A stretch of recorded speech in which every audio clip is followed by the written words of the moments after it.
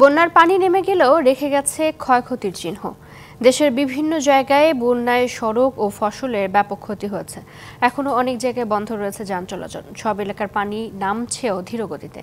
এতে লোকজনের কষ্ট যেমন বাড়ছে, তেমনি বাড়ছে ক্ষতির পরিমাণও। টানা বৃষ্টি ও ভারত থেকে নেমে আসা পাহাড়ি ঢলের পানিতে হঠাৎ বন্যায় ডুবে যায় ফেনীর বিভিন্ন এলাকা। বাড়িঘরের পাশাপাশি বন্যায় বিপুল ক্ষয়ক্ষতির মুখে পড়ে ব্যবসা প্রতিষ্ঠানগুলো। ফুলগাজী, পরশুরাম, ছাগলনাইয়া, সোনাগাজী, দাগনভূঞা ও ফেনী সদর উপজেলায় রোপা আমন, সবজি ক্ষেত, বীজতলা সম্পূর্ণভাবে নষ্ট হয়ে গেছে। বন্যায় বেশি ক্ষতিগ্রস্ত হয়েছে সড়ক, মহাসড়ক। আঞ্চলিক সড়কসহ গ্রামের প্রায় সড়ক এখন খানাখন্দে ভরপুর।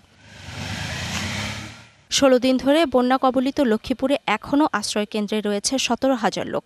অপরিকল্পিত বাড়িঘর নির্মাণ, খালের জায়গা ভরাট হয়ে যাওয়া, বিভিন্ন গ্রামের পানি নামার পথ বন্ধ করে ফেলায় বন্যা দীর্ঘস্থায়ী হচ্ছে। জেলা কৃষি বিভাগ জানায় ২৭৭ হেক্টর পানের বরজ ক্ষতিগ্রস্ত হয়েছে, যার বাজার মূল্য প্রায় ১৭ কোটি টাকা।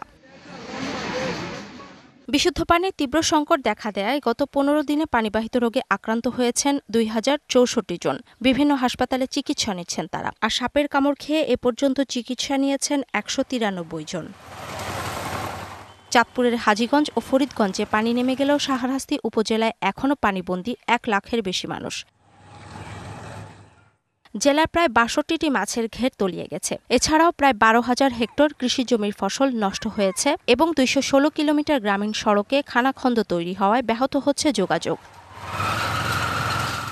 নোয়াখালীতে পানি ধীর গতিতে নামছে। কয়েকদিন বৃষ্টি না হওয়ায় বন্যা পরিস্থিতির উন্নতি হচ্ছে। সেনবাগ, সোনাইমুড়ি, চাটখিল, বেগমগঞ্জ সদর, কবিরহাটের কিছু কিছু নিচু এলাকায় এখনও বাড়িঘরে পানি থাকায় এখনও কিছু মানুষ আশ্রয়কেন্দ্রে রয়েছেন। অন্য ২ উপজেলা কোম্পানীগঞ্জ ও সুবর্ণচরের বন্যা পরিস্থিতি উন্নতির দিকে রয়েছে। অর্ঘ্যমিত্রা তরফদার, ডিবিসি নিউজ ডেস্ক।